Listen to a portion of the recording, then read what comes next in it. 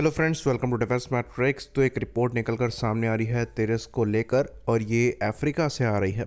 तो military Africa एक magazine है, उनके द्वारा एक आर्टिकल पोस्ट किया गया है जिसमें कहा जा रहा है कि कॉन्गो जो है वो एचएल के साथ बातचीत को आगे बढ़ा रहा है तेरस एयरक्राफ्ट के प्रोक्योरमेंट को लेकर। तो ये कहा जा रहा है कि इसी साल अगस्त में एक हाई प्रोफाइल डेलीगेशन ने विजिट किया था न्यू दिल्ली, जो कि कॉन्गो एयरफोर्स को बिलोंग करती थी, और इस डेलीगेशन द्वारा तेरस मार्क 1 फाइटर के प्रोक्योरमेंट को लेकर चर्चाएं जो हैं वो करी गई थी। तो कॉन्गो एयरफोर्स द्वारा देखा जा रहा है अपनी एयरफोर्स को मॉडर्नाइज करने के लिए, जिसके अंतर्गत ये अपनी सर्विस से SU-25 फ्रॉकफोर्ट एयरक्राफ्ट को रिटायर करके रिप्लेस करना चाहते हैं। तो कॉन्गो एयरफोर्स द्वारा फिलहाल SU-25 और MiG-23 जैसे एयरक्राफ्ट इस्तेमाल किए जाते हैं, जिसमें MiG-23 भी रिटायरमेंट की कगार पर है। तो जो कॉन्गो एयरफोर्स के चीफ हैं उनके द्वारा खुद विजिट करी गई और हिंदुस्तान एरोनॉटिक्स लिमिटेड के जो रिप्रेजेंटेटिव्स हैं उनके साथ बातचीत जो है वो करी गई, जिसमें कोटा हरि नारायणन भी शामिल थे। तो मोस्टली अगर आप कॉन्गो एयरफोर्स की रिक्वायरमेंट को देखेंगे तो वो एयर टू सरफेस ऑपरेशंस के लिए है, जो कि M23 रेबल ग्रुप के अगेंस्ट में है, जिसे रवांडन आर्मी सपोर्ट करती है।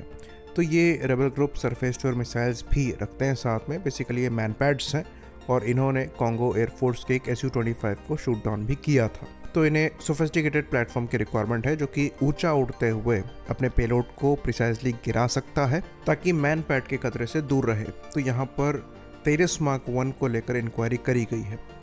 आर्टिकल में मार्क 1A को मेंशन नहीं किया गया है, तो यह पॉसिबिलिटी ये भी एग्जिस्ट करती है कि ये तेरस मार्क 1 में ही इंटरेस्टेड हो, क्योंकि इनकी रिक्वायरमेंट बहुत सोफिस्टिकेटेड प्लेटफॉर्म की नहीं है और तेरस मार्क 1 इनके लिए एक्सपेंसिव भी पड़ सकते हैं। तो ये चीज़ देखने वाली बात होगी। बाकी यहाँ पर यह भी नज़र आता है कि किसी तरीके के कॉम्पिटिशन को भी नहीं किया जा रहा है, ये डायरेक्टली एयरक्राफ्ट के बारे में इंक्वायरी कर रहे हैं। तो मोस्ट लाइकली ये गवर्नमेंट टू गवर्नमेंट डील को देख रहे होंगे।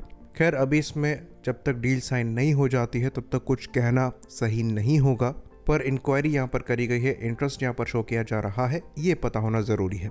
बाकी कनाडा और इंडिया का जो डिप्लोमेटिक टसल चल रहा है उसमें यूनाइटेड स्टेट्स की साइड से भी एक स्टेटमेंट आया है, जिसके अंतर्गत वो कनाडा की साइड लेते हुए दिखाई दे रहे हैं और उनके द्वारा ये कहा गया है कि इंडिया को कनाडा के साथ कोऑपरेट करना चाहिए इस इन्वेस्टिगेशन में, पर वो नहीं कर रहे हैं। तो एक तरीके से इस चीज़ को लॉन्ग टर्म में ऐसे देखा जा रहा है कि हो सकता है कनाडा द्वारा किसी तरीके के सैंक्शंस लगाए जाए इंडिया पर और इस चीज़ को यूनाइटेड स्टेट्स द्वारा सपोर्ट किया जाए। तो लॉन्ग टर्म में इसको तेरस प्रोग्राम के लिए खतरा देखा जा रहा है, क्योंकि कल ही हमने 31 MQ-9 को लेकर डील साइन करी है। आगे चलकर हमें GE F414 इंजन्स को लेकर भी डील साइन करनी है, जो कि हमारे तेरस मार्क 2 में इस्तेमाल होंगे और AMCA में इस्तेमाल होंगे।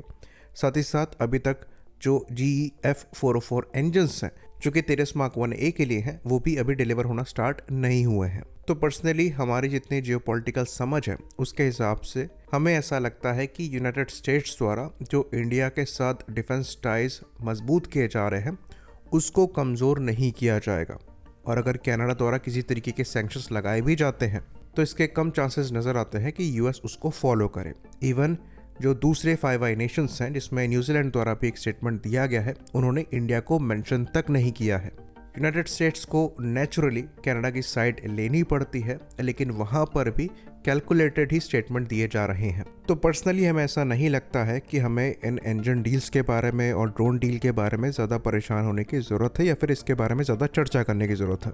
ये मोस्टली ट्रैक पर ही रहेगा, क्योंकि अमेरिकन इंटरेस्ट यहाँ पर और ज़्यादा बड़े हैं।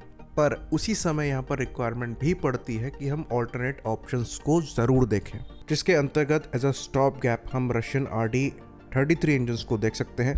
ये इंजन्स हमारे पास पहले से मौजूद हैं। इवन MiG-29K में जो इनके लेटेस्ट हायर थ्रस्ट वर्जन है वो भी हमारे पास अवेलेबल है, तो उनको इंटीग्रेट करने का यहाँ पर प्रयास किया जा सकता है as a stop gap measure. वहीं पर लॉन्ग टर्म में हमें कावेरी इंजन्स को सक्सेस बनाना पड़ेगा, जिसके लिए डेफिनेटली हम यहाँ पर पार्टनर देख सकते हैं और फ्रांस यहाँ पर एक अच्छा ऑप्शन हो सकता है, क्योंकि फ्रांस का पहले भी कंट्रीब्यूशन रहा है कावेरी प्रोग्राम में, और अगर वो M88 के कोर को ऑफर कर रहे हैं तो ये चीज़ भी हम ट्राई करके देख सकते हैं कावेरी के लिए।